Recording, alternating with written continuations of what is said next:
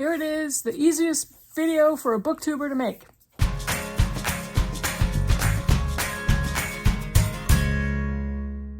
Hey Booktube, it's Kim at Middle of the Bookmarch, and just like I said, this is the easiest video for a booktuber to make. It is my Christmas book haul. There's no thought that goes into this. There's no preparation, there's nothing. It's just a pile of books and me.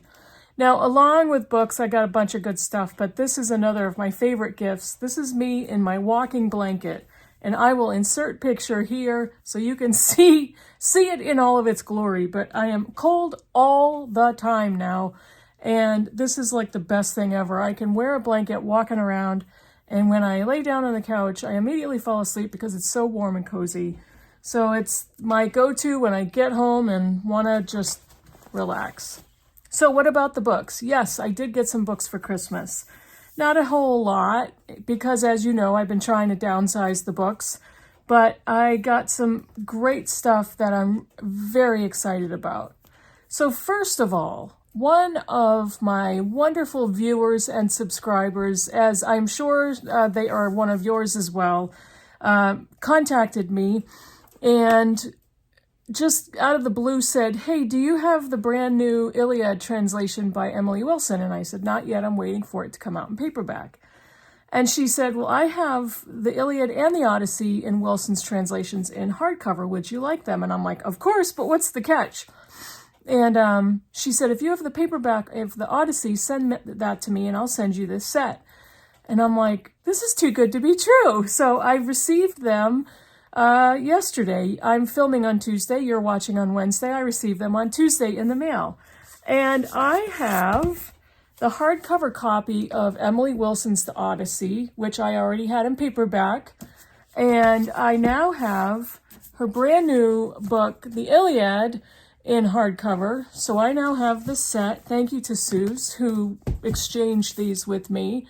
And I sent her my paperback copy of The Odyssey in Wilson's translation. I am really looking forward to these books, and I wanted to read the Iliad first because it's first chronologically, and then the Odyssey. George, if you're watching and you still want to do the Iliad with me, let me know, and we can get this on the schedule for next year. We had talked about this, reading this together at the end of this year, but just it ran away from me. So, George, if you're still interested, let me know and we'll connect about that. So, the rest of the books I either received as gifts, and there are two I bought for myself. That's allowed. This one, the first one is a memoir, and this is Hollywood Park by Michael Jolett, or I think it's Jolett. And this is his story about his childhood growing up in a cult called Synanon or Synanon. It was kind of one of those things where, you know, children were brought into the cult's orphanage at 6 months old and their parents were gone. They left. So the parents deserted them to this cult orphanage, and he kind of talks about his experiences growing up that way. And eventually he did escape with his mother and older brother, I think. So Hollywood Park, my friend Michelle, in my real life book group, had glowing reviews about this. And I think she may have listened to the audio, which he narrates, I'm thinking. But I saw this, and my daughter and I were shopping, and I said, hey, and we were shopping in a bargain store where I wasn't expecting to see any really good books. But I saw this one and the next one I'm going to show you, and so she bought me this one and the next one for Christmas. This one I've seen on Booktube with mixed reviews, but I thought, you know, it's the right price, and it's a hardcover with deckled edges. So I'm like, I've got nothing to lose, and I read the blurb, and I'm thinking, I think I might like this. This is Bowlway by Elizabeth McCracken, and she is the author of The Giant's House.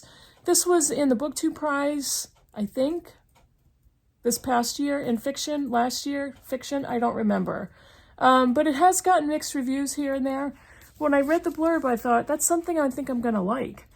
From the day she's discovered unconscious in a New England cemetery at the turn of the 20th century, with nothing but a bowling ball, a candlepin, and 15 pounds of gold on her person, Bertha Truitt is an enigma to everyone in Salford, Massachusetts.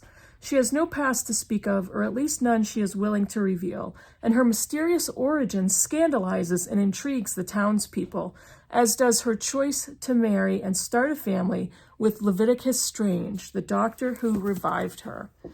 That's all I'm going to read, but it's set in New England. The beginning scene is in a New England cemetery in Massachusetts. I'm from New England, and it looked good, sounded good. Yeah, so the next two were gifts. So what I basically do every Christmas is I set up a wish list, and I put a bunch of books in there that I want to get, along with some other things. And I'm pretty sure I'm going to get books every Christmas, but I don't know which ones. And so these were two that came right off my wish list. This one is Dead Girls by Silva Almada. This is translated from the Spanish, she's from Argentine, by Annie McDermott. And this is a Charco Press book, which I love Charco Press. I love their releases. And this is, let's see, yeah, she's an Argentinian author. Evoking with intimate firsthand knowledge the heat and dust of provincial Argentina, with all its secrets and conflicting loyalties, Almada tells the stories of three small-town teenage girls murdered in the early 1980s as the country was celebrating its return to democracy. Three deaths that were never brought to justice and occurred long before the term femicide became widely known. So yeah, it sounds pretty brutal. Sounds very brutal. Interesting book on my Christmas list, but it was. And this Charco Press book has been on my list for a really long time. And I believe Sherry and I are going to be buddy reading this sometime next year, hopefully early next year. So Sherry, if you're watching, let's confirm that. And I got to get some stuff on my schedule because it's filling up. Now, I just buddy read O Pioneers with Hannah from Hannah's Books. And this is the second book in the Great Plains trilogy. This is The Song of the Lark by Willa Cather. And I can't wait to get to another Cather book. I've read Death Comes for the Archbishop, wonderful book. The Lost Lady and O Pioneers. And then I'll get to this one next, because this is the second in the trilogy. And I don't think you have to. I don't think it's like a real trilogy where you have to start at book number 1. I don't think so, but it's called the Great Plains Trilogy. Doesn't matter. In this powerful portrait of the self-making of an artist, Willa Cather created one of her most extraordinary heroines. Thea Kronberg, a minister's daughter in a provincial Colorado town, seems destined from childhood for a place in the wider world. But as her path to the world stage leads her even farther from the humble town she can't forget and the man she can't afford to love, Thea learns that her exceptional musical talent and fierce ambition are not enough. If you've read Willa Cather, you'll understand the beauty of her writing, the way she writes setting and atmosphere and landscape. Really looking forward to getting back into her novels. The last two I bought for myself, and these are from Library of America, which I have reactivated as a gift to myself for Christmas. And the first two books, one of them was kind of the reactivation gift that is in the slipcased version. I'll show you that last. But this one is one of my favorite types of books to buy are these Library of Americas with the black dust jacket. This is William Faulkner's stories, and there's a whole bunch of stories in here. But on the cover, it talks about Knight's Gambit, collected stories, big woods, and other works. I am not a huge short story collection person, but I do love modern classic authors. And William Faulkner's stories I'm really going to enjoy, I think. I do want to read more of Faulkner this coming year. But I really love the black dust jacket with the red, white, and blue. And I really love Library of America because they are a nonprofit organization. They kind of search out not forgotten American classics, but maybe underexposed. And they are, promote literacy. So Faulkner's collected stories. The last book is the Library of America book that is in the slipcover. These are collectors' books. I read them, I buy them, I read them, but I love these Library of America books. This one is Ray Bradbury's collection of stories. And here we go again. It's another short story collection. But I've really wanted to read Ray Bradbury in this gorgeous blue Library of America edition. There's too many stories in here to list. There's a whole bunch. They are edited by Jonathan R. Eller. It's just, there's your table of contents. It's just, there's too many to list. And these books are just beautifully made. They're acid-free paper, cloth bound. They have the ribbon bookmark. I'm not going to pull that out right now. But they're just beautiful books, and I absolutely love these editions. They also come with this little flyer that comes in all of the slipcovers. And it's kind of, you know, a biography of the author. So I have one of these for all of the slipcovered editions that I own. And I will add that to my Library of America collection. That is it for me.